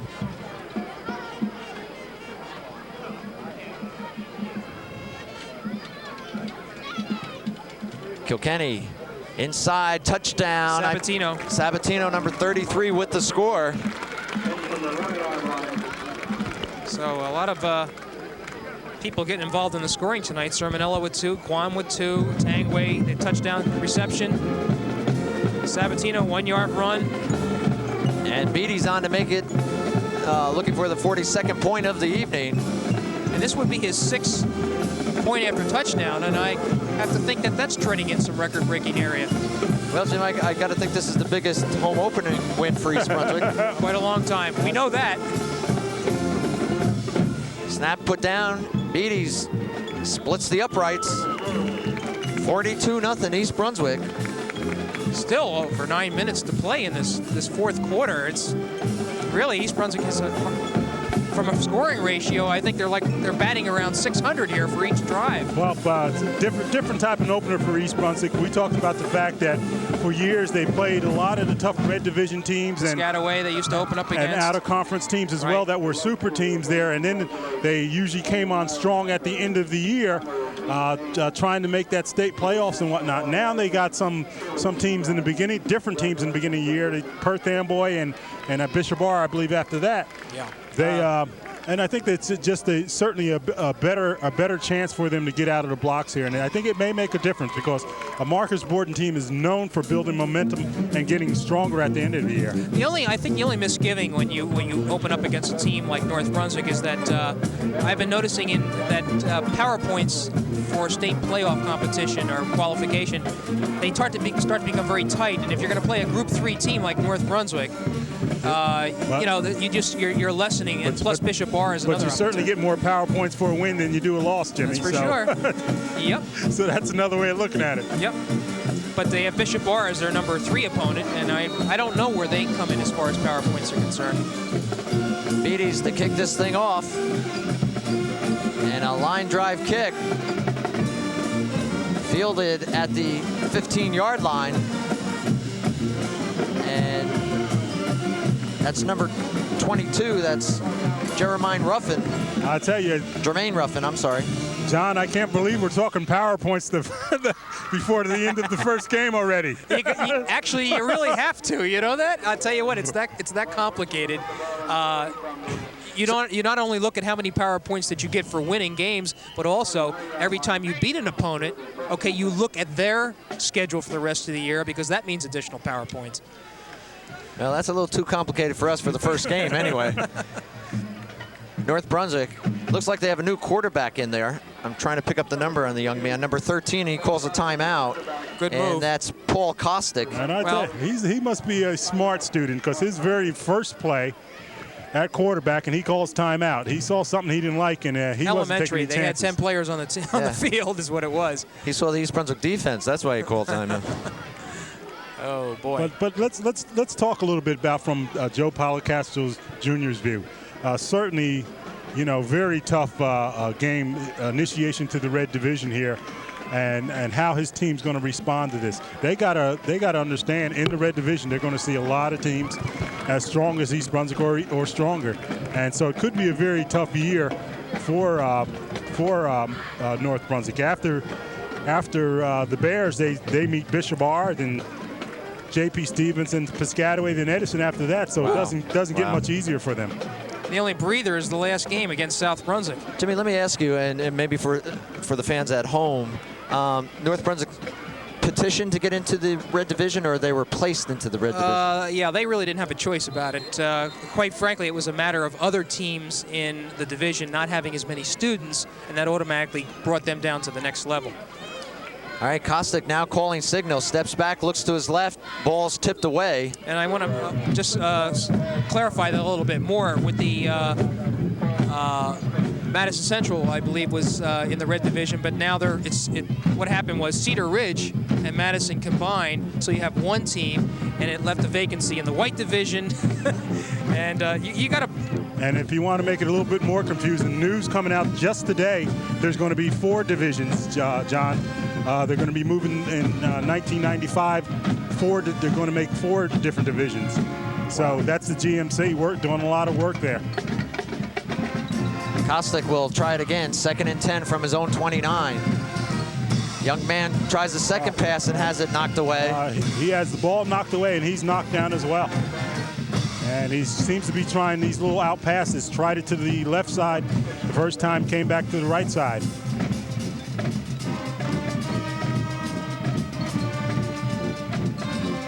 And I think if he comes back to the right side again, tries it, Kilkenny's been very close to picking off one. Yeah, he's waiting. And I think he's got his eye on things and may try to grab one here.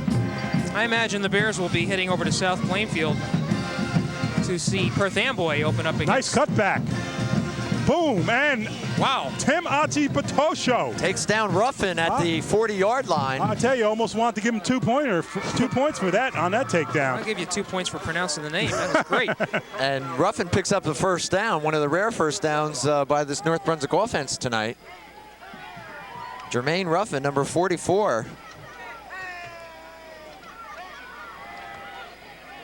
I'm sorry, that's Kareem Peters, number 44. Kostic has it 1st and 10 from his own 40. 8:10 remaining in the game. Oh, wow. Nice aggressive tackle there. Lenny May. Lenny May in on that one. Peters hesitated, and that's all it took for May to track him down. And I guess you can call this a May day because Lenny's been all over the field. Yes, he has. As has that entire defense. They have been just outstanding. I think what bodes well for East Brunswick is while we can never depend on the offense to be as consistent as it has been tonight, that defense, though, looks like it's going to be the oar that really steers this ship this year. 2nd and 13. Ball resting on the North Brunswick 37. Kostic drops the ball and falls on top of it. And this young man is just having a rough night. And he had a receiver on a fly pattern down the left-hand side there. I think it was going to attempt to hit him. Never did get the ball off.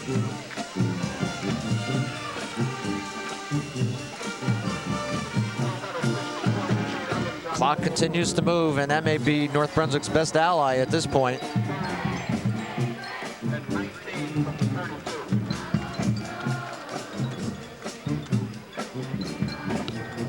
Third and 19.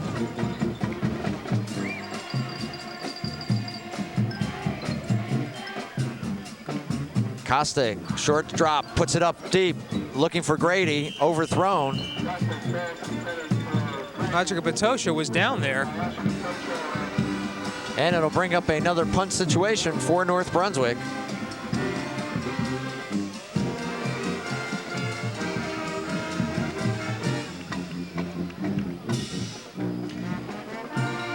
Colheim goes back with Tangway. And we haven't seen the reverse yet by East Brunswick on a punt. The only reverse we have seen is North Brunswick going in the wrong direction. They've had no need to try to fool. Well, we're going to have another timeout here, it looks like. They're short players. Yeah. Somebody's missing. Well, I'll tell you, the poor young coach, it's very frustrating. You can look at this game and talk about a lot of things. It still comes down to horses. I think the team that has the horses and whatnot, and meaning the talent, oftentimes is the team that gets the job done. Coaching certainly accounts for something, but you got to have some horses. Now I'm looking at the mascot down on the field, and I don't see the either bear. we have a new gender of bear, or it's a combination of a bear and Barney. I'm not quite sure which. I don't know. I have not seen Maybe the we can get our bear. cameraman Peter to focus in on that. Peter, if you run out of things to do, there's a wonderful-looking mascot down on the bottom of the field hill, but we'll check that out later. Kohlheim will field it at his own 40. Goes right, steps left, and is going to be pulled down. Wow. And you almost want to say, please get out of bounds. Yeah. So the Bears will bring, I assume, Kilkenny back out to run the offense. That's number 90, Ziad Haig on the stop for the Raiders. It'll be 1st and 10 for the Well, here we go again. 1-yard line. I'm going to be thumbing through the record book here to see what we have in terms of offensive production, because 42 points is a lot so far. Well, East Brunswick ready. North Brunswick was not. Kilkenny gives it to number 40 for East Brunswick, and that's Dan Lorenzo. They put him on offense. I'll tell you, he's been doing a fine job on defense. They decided to switch him to the other side of the line and let him show his talents there.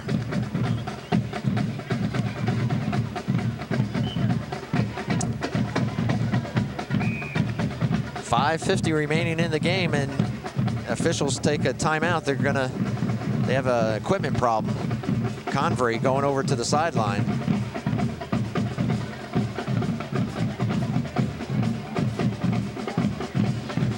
And Marcus Borden in Dan Lorenzo's face. Not quite sure why, but he's giving him an earful. All right, 2nd and about 3 for the Bears. Close to midfield. Kilkenny keeps. Has nowhere to go and is going to be dropped for a loss. Back to the original line of scrimmage. And that was John Burns on the tackle there for the Raiders. As I said, the Raiders haven't given up. They're just overmatched. Stop line, number 64, Mike Prasad for the Raiders. It will be 3rd and 11 from the 40-yard line. So to bring up 3rd and 11, the ball sitting at the East Brunswick 40. Kilkenny inside to Quan. Well, they're not going to get the first down there. And so they'll have to punt it away. I'm sorry, that was Steve Germain, is it? Germain. Germain. Number 28 on that last carry.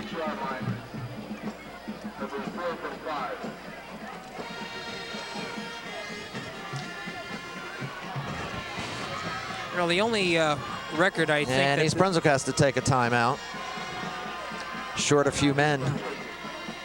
I'm looking at, there's nothing here for extra points, and Beatties has 6 tonight, but if the Bears were to score again, and that would tie the 3rd largest victory margin of 48 set against Perth Amboy in 1981. Okay, as you take a look on the field there, you see Marcus Borden about to enter the picture for the huddle there. And I tell you got to give Marcus a lot of credit. He's really one of the more respected coaches in all of the Middlesex County. Joe Policastro called him an offensive genius. And I think Marcus really gained a lot of respect for himself in Middlesex County with his development of the Snapple Bowl. The Middlesex County All-Stars against the Union County All-Stars. And he did just a fine job pulling that all together and also coaching the team to a tremendous victory. And I would like to say that the most valuable player in that game was Kamishi Jackson from Monroe Township. All right, East Brunswick back to punt. And a fair catch signal by North Brunswick, and he dropped the ball. That's a free ball right there. It should be. He fair caught it, and then he fumbled it. Well, referee is not going to allow anything. I think he wants to get this game over with. Alex Bagamary doing the proper thing. Good punt that time by Eric Scholl. And North Brunswick will have it once again. Well, we talked about how East Brunswick has dominated tonight. Phil, I mean, just exactly what do you feel that the Bears take away from this game, this 42-0 score so far? All they wanted a game situation where they can use some execution. It has to be a confidence builder, but Marcus Borden won't let them fool themselves, won't give them a false sense of security. This is against North Brunswick, and again, as I mentioned before, a team that doesn't quite have the horses, a team that is clearly overmatched. Marcus will put that in proper perspective and be glad with the victory and move on to the next game. Well, I tend to agree with you, although I'd like to think that this is an East Brunswick team that is quite different than the teams we've seen in the past number of years. I think they are very sharp. Ooh. Peters dropped in his own backfield. They are very, very sharp on defense. One of the best defensive teams I've seen in quite a few years. We already know about the offensive horses that the team has, and I think we haven't really seen East Brunswick come out of the chutes the way they can. I mean, they've been so dominant running the ball. Kohlheim with over 100 yards, Sermonello with over 100 yards rushing. These are unofficial. And Kohlheim, we've seen the strength of his arm and the quality of his pass receivers. And I think the best is yet to come from this team, actually. Lenny May in on that last tackle. 2nd and 15, a loss on the play. Costa gets it outside, and it's stolen by Kilkenny. Ball's on the ground, and I think North Brunswick still has it. Types of things that you're able to do when you have this type of lead. I'll tell you, Kilkenny, if I'm scouting this game and I'm watching Kilkenny, I'm preparing to try to burn him because he is so aggressive. He comes up so quickly on the ball that if I'm scouting this game, I'm going to try to take advantage of that. And we hope that Mr. Kilkenny is listening in on the videotape of this game. But he's playing a fine all-around game, and just what you want from a cornerback. 3rd and 21, North Brunswick now from their own 17. And Kostic pitches the ball back. And a few yards at best, and they'll be forced to punt. So with 2:50 and the clock running. And the song playing, "We Will Rock You," and that's just what the Bears have done tonight. Notice a lot more fan participation in this game tonight. Well, you look, for one thing, you look at the band there. New uniforms by the squad that, I don't know what you call them, that comes along with the band. They look awfully nice. And as we heard, they're going to be playing in Giant Stadium, a game between the Giants and Pittsburgh. So I think a lot of that is engendered by the band itself. Fair catch by Kilkenny. Good move by Kohlheim there. He just dropped to a knee. Not wanting to risk injury or to actually even insult North Brunswick with a run back. What do we call them? Color guards and band boosters. Band boosters. Step squad. Okay, they look awfully nice, and I think again a lot of the reason for the excitement here. No, I meant the band boosters were the organization behind the band, and the parents and friends. But you're right, Phil. They do look pretty snappy. Another quarterback for East Brunswick, Justin Klein. That was the holder that we mistook for being the kicker. Well, he gets his opportunity to be in the spotlight now. And he's just a junior, 6'2", 150 pounds. Timeout for North Brunswick here.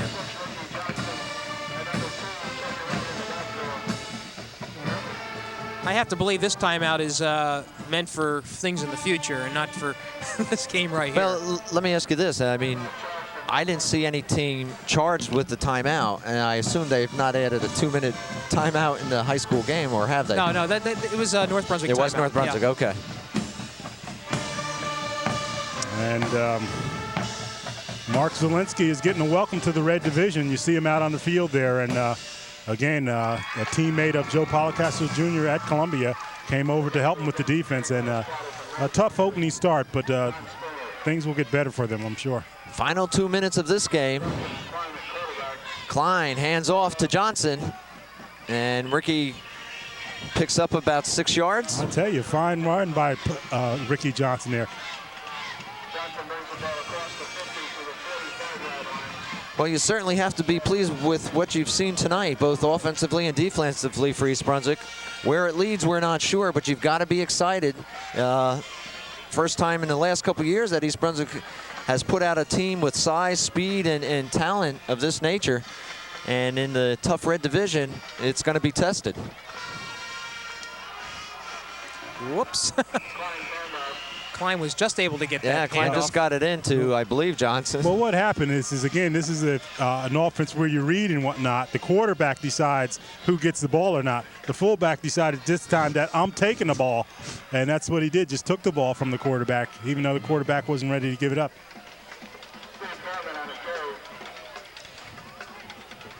So, Jimmy, I assume North Brunswick's a full member of the Red Division for basketball as well and all the other sports? That's not necessarily so. Okay. They do change according to the sport, and I don't think the Raiders are in the Red Division, but I'm not quite sure. And I know you guys looked at me strange as if I knew not what I spake, but today's paper did talk about the GMC creating 4 divisions in 1995. Red, white, blue, and gold, huh? For football?